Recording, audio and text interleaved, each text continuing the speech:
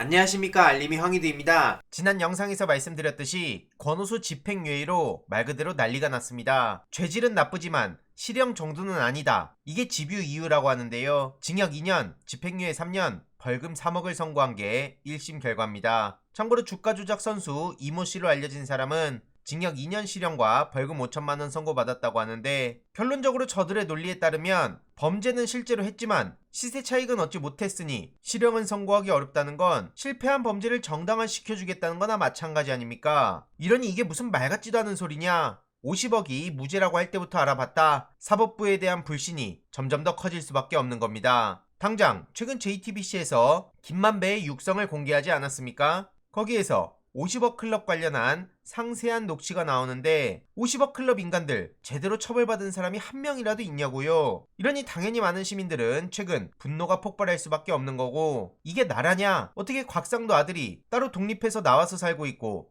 이게 곽상도를 위해서 사용됐다고 볼만한 사정이 없다, 이렇게 실드를 칠 수가 있냐? 상식선에서 납득할 수가 없다. 썩어 빠진 나라다. 대한민국 판사 검사 너무한다. 국민의힘 비례 보장 받은 거냐? 이런 지적들까지 이어지고 있습니다. 참고로 이와 관련해선 제3자 뇌물죄를 검찰에서 다시 걸어야 된다는 얘기가 나오고 있는데, 이후로 검찰이 어떻게 나오는지 지켜봐야 될 대목이고요. 심지어 곽상도의 내로남불 또한 최근 다시 수면 위로 올라왔죠. 조국 전 장관의 딸 장학금을 두고 이건 부모 보고 장학금이 나간 거다, 이런 식으로 당당하게 떠들었던 게 곽상도입니다. 그런 인간이 최근 의원직도 사퇴하고 구속 기소까지 됐음에도 불구하고 이건 아들이 받은 돈이지 왜 나한테 그러냐, 이런 식으로 뇌물 혐의를 부인해온 겁니다. 분명히 김만배는 이런 말을 했었죠. 곽상도는 아들 곽병채를 통해서 달라고 했다. 그래놓고 뭐가 어째요? 이러니 사법부에 근조가 붙은 거고요. 거듭 말씀드리지만 이게 나라냐? 라는 얘기가 나올 수밖에 없는 겁니다. 어쨌든 민주당에선 이상민 탄핵 다음으로 김건희 특검에 집중하기로 했는데, 대장동 불법 대출 수사도 절대로 놓쳐선 안 됩니다. 그래서 이 또한 특검이 필요하다고 압박을 시작했고,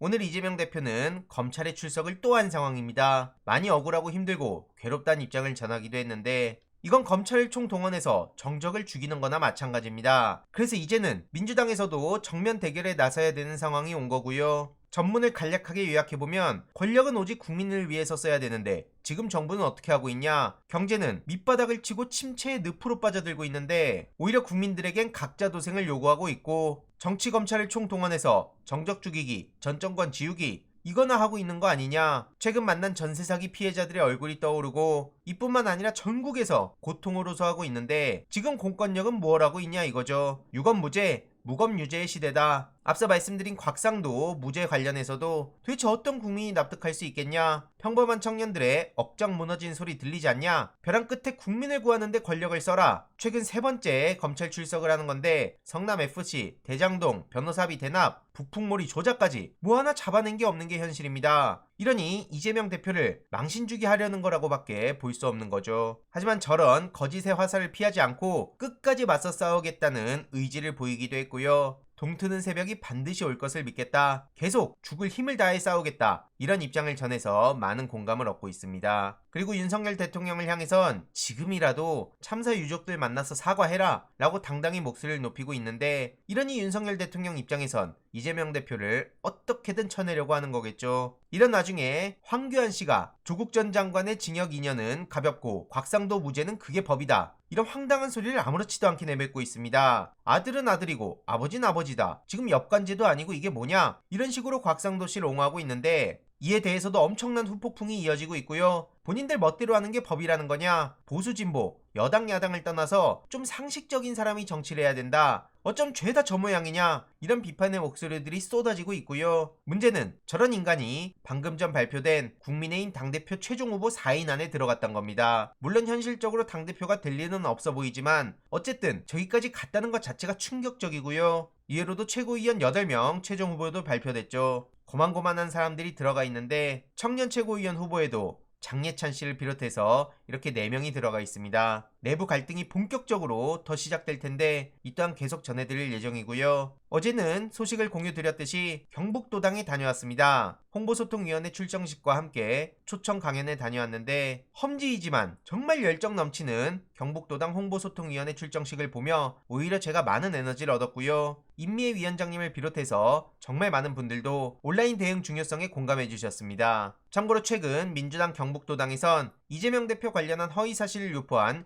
18명을 직접 고발에 나서기도 했는데 이런 대응이 왜 중요한지 계속 말씀드린 바 있고요. 앞으로도 경북에 더 많은 시간을 쏟으며 힘을 보탤 예정입니다. 그리고 내일 토요일이죠. 오후 1시에는 노무현재단 부산지역위원회에서 강의가 있습니다. 탈진실의 시대에 전투에도 기술이 필요하다는 내용으로 전해드릴 예정이고요. 신청 링크 댓글로 고정해두도록 하겠습니다. 내일 부산에서 뵙도록 하겠습니다. 이번 내용도 유익했다면 구독, 좋아요, 알림 설정, 멤버십 가입 정말 큰 힘이 된다는 점 말씀드리고 싶습니다. 주위에 널리 공유 부탁드립니다.